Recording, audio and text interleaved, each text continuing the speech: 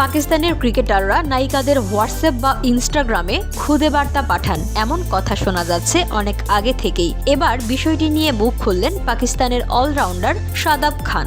শাদাব এমন একটি বিষয় নিয়ে কথা বললেন যেখানে গত বছর পাকিস্তানের বিখ্যাত টিকটকার শাহতাজ খান দাবি করেছিলেন শাদাবের সঙ্গে হোয়াটসঅ্যাপ ও ইনস্টাগ্রামে কথা হতো তার। এমনকি পাকিস্তানি ক্রিকেটারকে বিয়ের প্রস্তাবও দিয়েছিলেন তিনি। যদিও শাদাব 2 বছর আগেই পাকিস্তানের সাবেক ক্রিকেটার সাকলাইন মুশতাকের মেয়ে মালাইকাকে বিয়ে করেছিলেন, তাই শাহতাজের দাবি উড়িয়ে দিয়েছেন তিনি। তারকা এই অলরাউন্ডারের বিয়ে নিয়ে হতাশাও প্রকাশ করেছিলেন শাহতাজ। তিনি বলেছিলেন, তিনি যখন বিয়ে করেন আমি হতাশ হয়ে পড়ি। আমার মনে হয় এটা স্বাভাবিক, আপনার পছন্দের কেউ বিয়ে করলে এটা হবেই। আমি তার সঙ্গে তার বিয়ের আগ মুহূর্তেও তার সঙ্গে কথা বলেছি, কিন্তু সে যে বিয়ে করতে যাচ্ছে সে সম্পর্কে কোনো ধারণা ছিল না।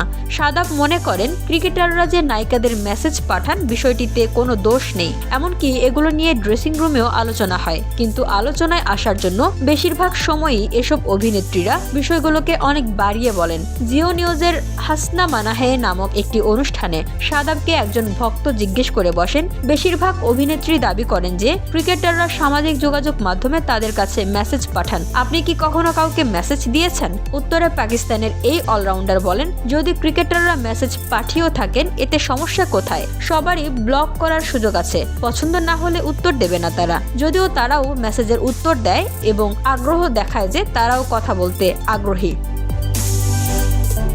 BOD Bangla news desk.